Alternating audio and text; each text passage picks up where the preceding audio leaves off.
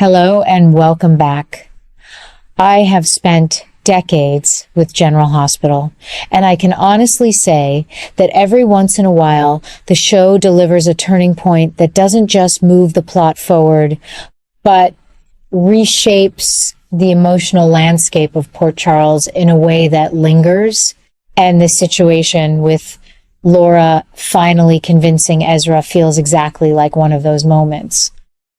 It may not come with explosions or dramatic confrontations at first glance, but the quiet decision Ezra is now making carries the kind of weight that can ripple through every corner of the story, and I find myself leaning forward, paying closer attention, because I know what usually follows when a man like Ezra decides to change course.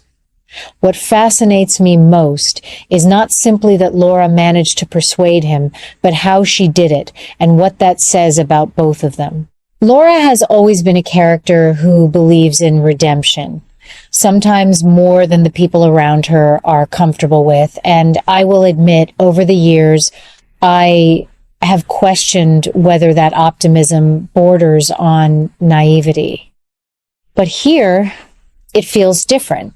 This is not Laura blindly trusting a flawed man. This is Laura recognizing that Ezra has reached a point where fear has finally overtaken ambition, and that fear can be a powerful motivator for truth. Some might say she is taking a risk, and they would not be wrong, but I see it as a calculated risk rooted in experience. Now, when I look at Ezra, I do not see a hero suddenly emerging from the shadows. I see a man who has been cornered by his own choices, a man who has realized that the path he chose under Sidwell's influence is leading him somewhere he cannot return from. And that is where this storyline becomes so compelling to me, because his decision to speak out, to testify, and to enter witness protection is not driven by courage alone. It is driven by survival, by guilt, and perhaps, just perhaps, by a late awakening of conscience. And I think that distinction matters because it makes his actions feel real, not idealized. But here is where I start to question things, and maybe I am reading too much into it after all these years, but I cannot help myself. Is Ezra truly ready for what comes next? Witness protection is not just a safe escape. It is a complete erasure of the life he once knew. His political ambitions, his identity, his place in Port Charles, all of it disappears. And for a man who once thrived on power and recognition, that kind of loss can be harder to endure than the danger he is trying to escape. So I ask myself, will he follow through when the reality of that sacrifice sets in, or will he hesitate at the last moment? And then there is Sidwell, a presence that continues to loom over everything like a storm that refuses to break. What makes Sidwell so unsettling to me is not just his ability to manipulate, but the way he operates with a kind of quiet confidence, as if he is always several steps ahead. Ezra stepping forward to expose him is on paper a powerful move, but in the world of General Hospital, it is rarely that simple. Men like Sidwell do not build their influence without preparing for betrayal. So I cannot shake the feeling that this so-called bold move by Ezra might trigger something far more dangerous than anyone expects. At the same time, I have to give Laura credit because she understands the stakes better than most. She knows that waiting, hesitating, or trying to negotiate with someone like Sidwell will only tighten his grip. By pushing Ezra toward witness protection, she is forcing the situation into the open, and that kind of exposure can be the only way to dismantle a system built on secrecy and fear. It is a risky strategy, but it is also one of the few strategies that has a chance of working. What really draws me in, though, is how this storyline differs from what we might have expected in a more traditional arc. Normally, we would see someone like Ezra either fully commit to being an antagonist or be slowly redeemed over time. But here the show is giving us something more immediate, more unstable. Ezra is not gradually changing. He is making a sudden, almost desperate pivot, and that unpredictability adds a layer of tension that I find incredibly engaging. It keeps me guessing, and after all these years, that is no small achievement. I also think it is important to consider what this means for the broader canvas of Port Charles. If Ezra does go through with his testimony, if he truly exposes Sidwell and survives the fallout, then we are looking at a shift in power that could affect multiple storylines at once. And that is where the show often does its best work, when one decision sends shockwaves through several interconnected lives. It reminds me of earlier eras where a single revelation could redefine relationships, alliances, and even identities. But I would be remiss if I did not acknowledge the emotional undercurrent running beneath all of this. For all the strategy and intrigue, there is still a human story at the center. A man facing the consequences of his actions. A woman choosing to believe that he can do better. And a city that will have to deal with the aftermath of whatever happens next. That balance between personal emotion and larger narrative stakes is what has always kept me invested in General Hospital, even when the storylines take unexpected turns. So where do I land on all of this? I find myself cautiously hopeful, but also deeply aware that hope in Port Charles often comes with a price. Laura may have won this particular battle by convincing Ezra, but the war, as they say, is far from over. And if there is one thing I have learned from watching this show for so long, it is that every victory carries the seeds of the next conflict. That is what keeps the story alive, what keeps viewers like me coming back, eager to see not just what happens, but how it happens and what it costs along the way.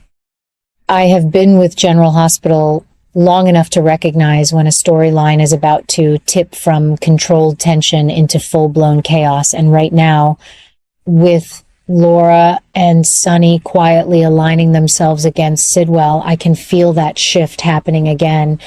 That familiar tightening in the chest that tells me something irreversible is coming.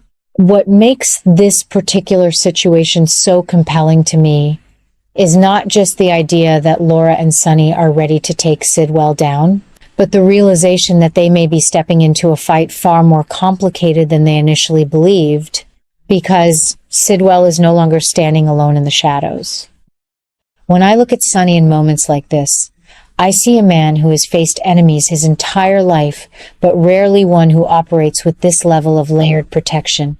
Sonny understands power, he understands intimidation, and he certainly understands retaliation, but Sidwell's network feels different. It is quieter, more strategic, and now with the added involvement of Cullum and the reach of the WSB, the situation becomes something that even Sonny cannot simply overpower. And that, to me, is where the tension truly begins to rise, because when Sonny is forced to think rather than act, the stakes are always higher. Laura, on the other hand, brings a completely different kind of strength into this equation, and I find myself admiring her resolve even as I question the risks she is taking. She is not approaching this as a battle of force, but as a battle of truth, of exposure, of carefully dismantling Sidwell's control piece by piece.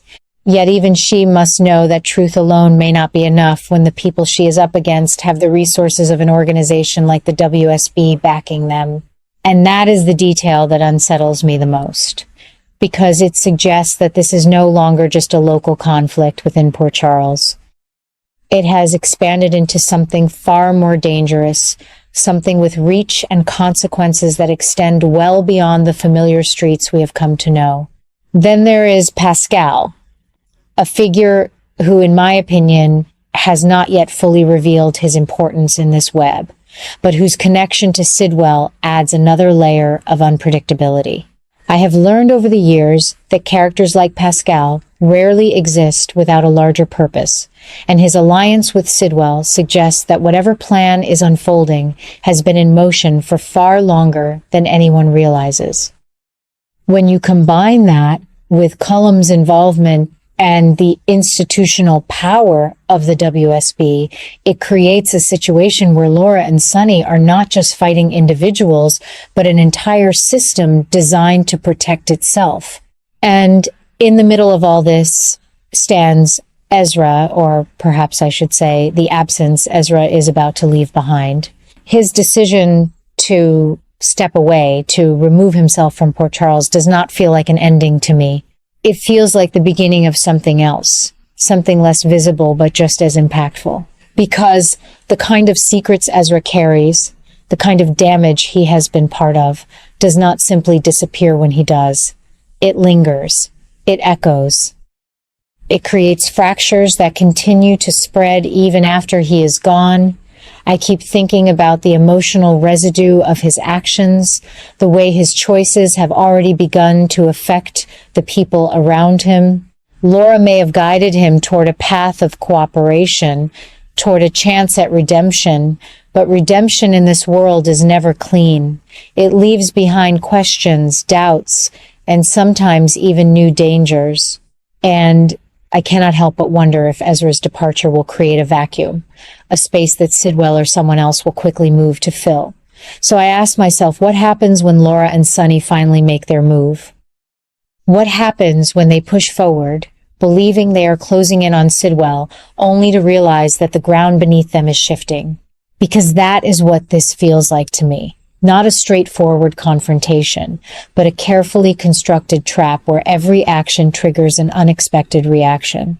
And in that kind of environment, even the most experienced players can find themselves caught off guard. What keeps me watching, even after all these years, is exactly this kind of uncertainty. The sense that no matter how much I think I understand the direction of the story, there is always another layer waiting to be revealed.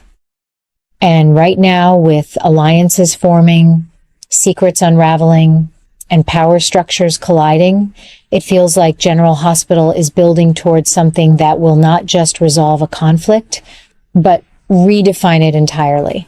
I may not know exactly how it will all play out, and perhaps that is the point. But I do know this. When Laura and Sonny stand together against a force like Sidwell, with the WSB lurking in the background and Ezra's shadow still hanging over everything, we are not just watching a story unfold. We are watching a turning point, one that will leave its mark on Port Charles long after the dust settles.